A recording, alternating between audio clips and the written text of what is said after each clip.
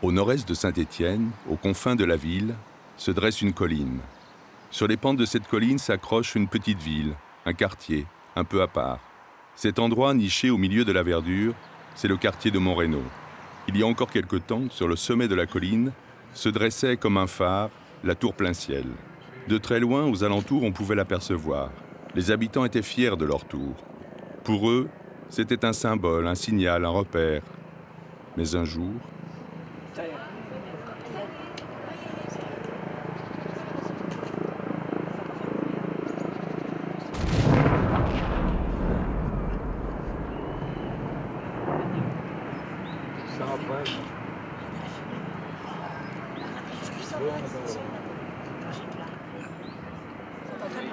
Ce jour-là, les habitants s'étaient réunis pour assister à la disparition de leur tour. Chacun essayait de garder en mémoire cet instant où un bout de son histoire allait disparaître. 5, 4, 3, 2, 1, 0.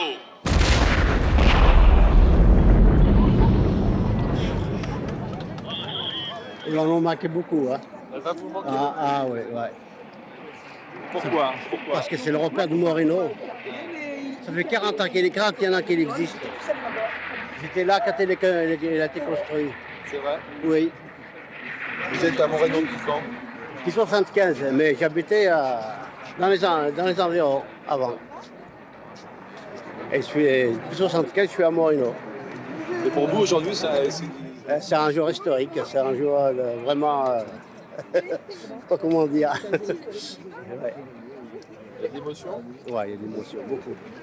Sous les gravats de la tour se cache une histoire qui commence à la fin des années 60 lorsque le maire de Saint-Étienne, Michel Durafour, rêve de faire de la plaine du Marais une zone d'activité et de la colline de Montreno un lieu d'habitation qui accueillera les habitants du Marais et les futurs cadres et employés de cette nouvelle zone économique. Bien, alors vous me demandez quelles sont les possibilités de main-d'œuvre que vous pourriez trouver à Saint-Étienne. La fermeture des houillères de la Loire va amener sur le marché du travail local un potentiel supplémentaire de main-d'œuvre. Et à cet égard, il est intéressant de signaler que les houillères font un effort pour permettre à leurs employés de se reconvertir en leur donnant une formation adaptée. Il y a un élément supplémentaire d'attrait à cette zone industrielle sur laquelle nous nous trouvons, qui est, à mes yeux, la proximité représentée par l'opération d'urbanisme très importante de Saint-Étienne-Montreno. Qu'est-ce que c'est Saint-Étienne-Montreno? C'est d'abord la possibilité de rapprocher de façon considérable le lieu du travail et le lieu de l'habitation. Vous savez que c'est d'ailleurs un des très grands problèmes de notre civilisation urbaine. Saint-Étienne-Montreno est une opération d'urbanisme originale dans la mesure où il s'agit de créer une petite ville qui, une fois terminée, aura 15 000 habitants, la population d'une petite sous-préfecture de France, avec, bien évidemment, tous les équipements collectifs qui peuvent intéresser une telle ville. C'est-à-dire les équipements scolaires, les équipements sociaux, les équipements culturels, les équipements sportifs et bien évidemment commerciaux.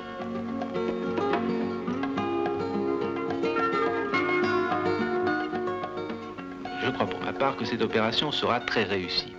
Elle a été étudiée en fonction de l'environnement et de l'environnement stéphanois qui, ainsi que vous en êtes rendu compte au cours de votre séjour, est de très grande qualité. Et le démarrage de cette zone, de ce Montreno nouveau, il date du 12 mai 1966. Ce jour-là, c'est le conseil municipal de Saint-Étienne et le maire, M. Durafour, propose la création de la ZUP de Montreno, zone à urbaniser en priorité. Et il apporte des précisions intéressantes parce que c'est un gros travail en perspective et monsieur le maire s'adresse au conseil municipal en ces termes. Vous savez que la ville de Saint-Étienne a la majorité des actions de la CEMACET, Société d'économie mixte d'aménagement de Saint-Étienne. Cette société a décidé la création à Montreno d'une ZUP, zone urbaine prioritaire. L'arrêté du ministère autorisant cette implantation de ZUP date du 11 mars dernier. Donc la Montreno nouveau est sur les rails. En France, Montreno fait partie des dernières ZUP qui aient été lancées. Dans l'agglomération de Saint-Étienne, elle vient après les opérations de construction des grands ensembles de Beaulieu et de Firminy-Vert. Mais avec Montreno, Michel Durafour veut donner l'image incontestable de l'entrée de Saint-Étienne dans la modernité.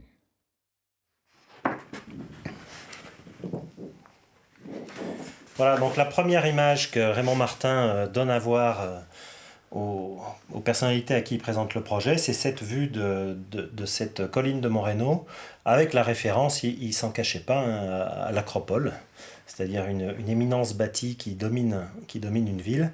Et donc on a bien, ce qui est intéressant, c'est qu'on a une continuité construite.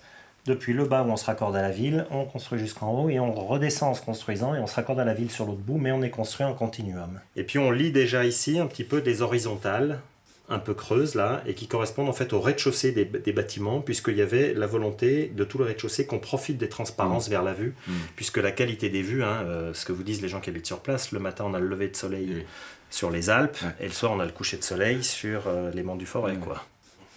Et déjà donc la présence de cette tour signal, qui est une tour signal de logement avant d'avoir la fonction château d'eau. Donc ce qu'on voit ici, c'est que tout de suite en troisième page quand même, on a entre guillemets le contenu du projet qui a certes le fond d'habitat, mais en accompagnement de l'habitat, on a tout ce qui doit accompagner. Enfin, on a une base de construction, c'est le logement, l'appartement. Et en fait, cet assemblage d'appartements se fait avec toute la dimension sociale de l'architecture pour que ça soit non pas du logement, mais de l'habitat. C'est-à-dire qu'on prenne en compte toutes les dimensions humaines.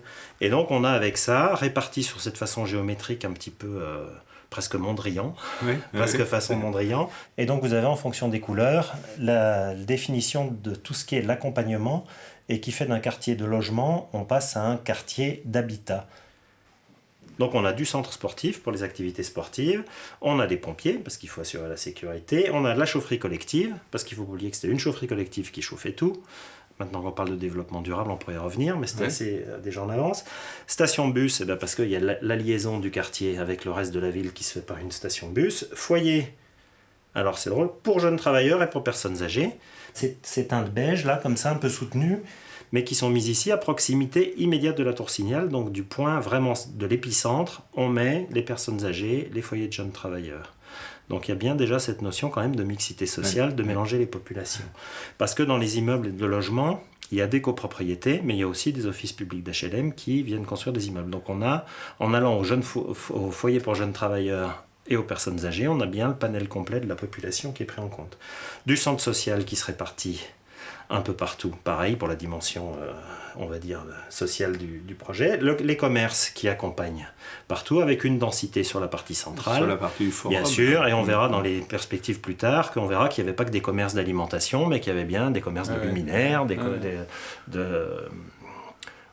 luxe, quoi. Oui, c'était plutôt luxe. Voilà, ça s'adressait à une population qui était plutôt cadre moyen, non ? Oui, puisqu'il y avait une base de vente en accession. Ouais. Donc en fait, et c'est intéressant parce qu'on voit, sans vouloir faire de publicité, tant pis, mais il y a un magasin de meubles, il y a Knoll. Ouais. Knoll, c'est le top du moderne, et c'est tiré vers le haut, quoi. Ouais.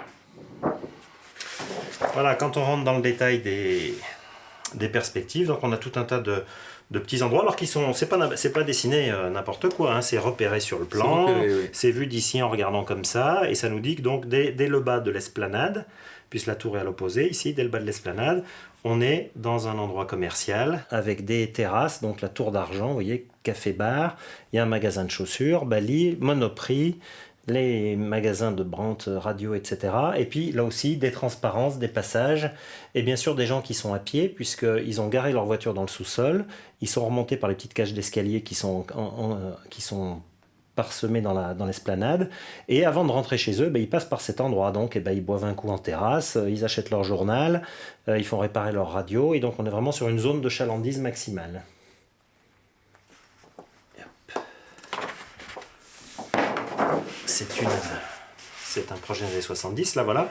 On voit, on est quand même de l'autre côté de la tour. On est de l'autre côté. Ah oui, de l'autre côté. Et voilà, et de l'autre côté de la tour, ce qu'on voit, c'est qu'au lieu d'avoir un vide, eh bien, on a aussi, on a aussi des bâtiments construits. Oui. Vous voyez, ici, c'est le côté donc, qui a été habité où il y a eu la mairie annexe pendant un moment, le rez-de-chaussée. Voilà, la mairie annexe qui n'a pas été construite, qui est là. Et on voit, ben, voilà, on voit Casino, on voit même, pour les Stéphanois qui connaissent, le logo Client Roi. Je ne sais pas si vous avez... Voilà, moi je suis né à Saint-Étienne, donc ce petit logo, bah, Client Roi, avec la carte Client Roi, on avait réduction dans les commerces du centre-ville. D'accord. Et donc c'était ce logo-là. Donc Client Roi, vous voyez, c'est une tête avec une couronne. Donc on était vraiment au centre-ville. Donc ça veut dire que, voilà, donc à mon avis, le commerçant du centre-ville qui voit ça, dit, ah bah oui. Ah oui. Ça s'adresse bien à moi. C'est-à-dire qu'en fait, ces dessins, ils disaient aux commerçants, mais regardez, vous allez pouvoir venir, regardez, vous allez avoir des gens, les gens vont habiter là, vous serez au pied de là où ils habitent. Donc... voilà, vous voyez, décoration, il y a de la galerie d'art, il y a de la sculpture. On a même dessiné là les sculptures de Giacometti. Donc on est sur les années 70 triomphantes. Voilà, quelque chose de haut de gamme quand même. Haut de gamme, voilà. Et vous voyez, la tour Signal se laisse un petit côté en se disant... et voilà, il faut qu'il y ait quelque chose d'un peu sculptural qui se passe parce que c'est quand même le joyau de la composition. Alors à l'époque, elle est même un peu plus... il y avait du porte-à-faux, elle est un peu plus... comment dire, un peu plus sculptural encore. La CMA7 a demandé à un cabinet parisien, le cabinet Aaron, qui était, paraît-il, un spécialiste des questions commerciales, de s'occuper de l'implantation des commerces sur la ZUP. Et le cabinet Aaron a prévu quelque chose de fantastique. Par exemple, vous donnez-moi quelques exemples. À la tour plein ciel, il était prévu un bar, un restaurant, une brasserie. Le centre administratif qui se trouvait à gauche, en regardant la tour, la poste, commissariat de police, caisse d'épargne, bureau municipal, bureau de la sécurité sociale, des pompes funèbres. Le bâtiment à côté, une banque, un marchand de disques, librairie papeterie, boutique 20 ans, dépôt motocycle, chaussures, boutique gadget, boutique design, horlogerie, bijouterie, maître teinturier. Et rien n'a vu le jour.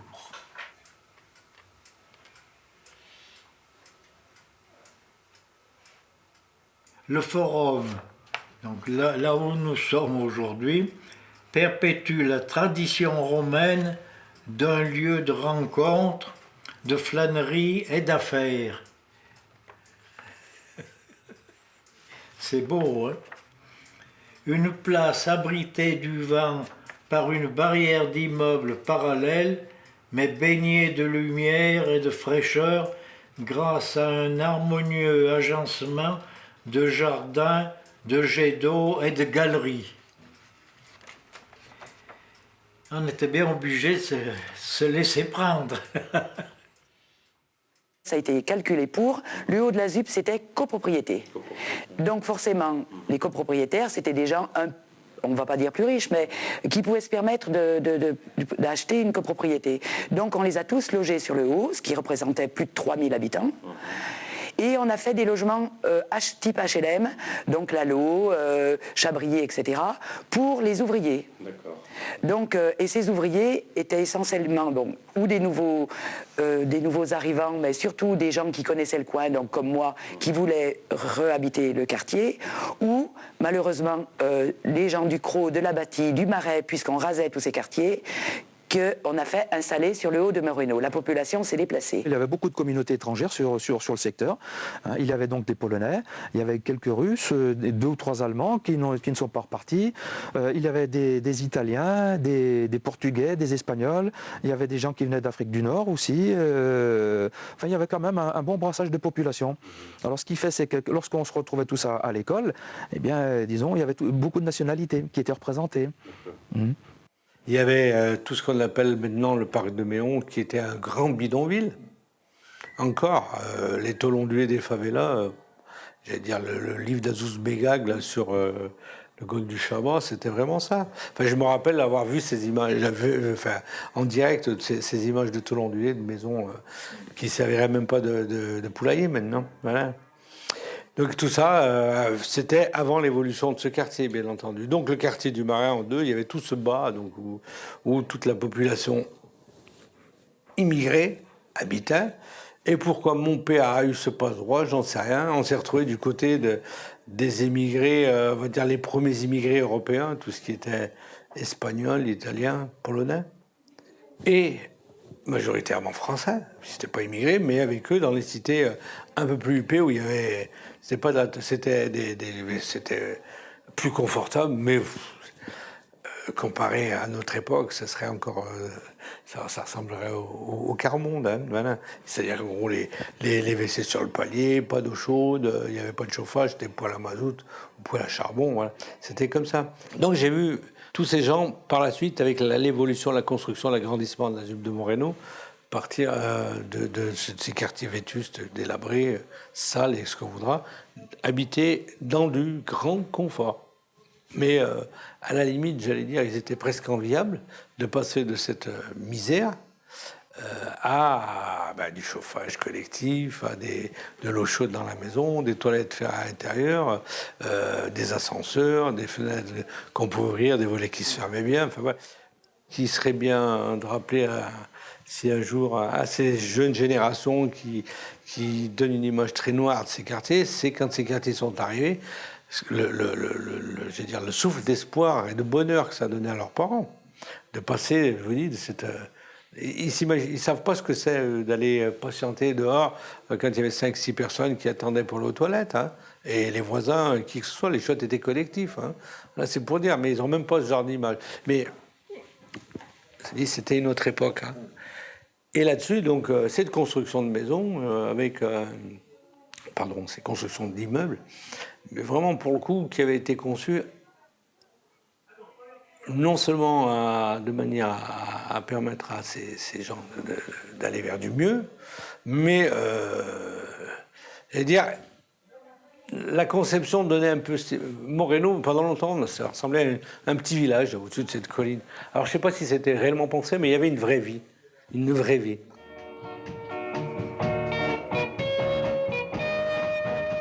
Dix ans après le lancement de la construction de la ZUP, la crise économique des années 70 bloque, avant même qu'il soit terminé, le projet imaginé par l'architecte Raymond Martin. À ce moment, pour les bailleurs, il est clair que la population attendue n'est pas au rendez-vous. Mais pour les habitants qui se sont installés sur le quartier, la vie s'organise.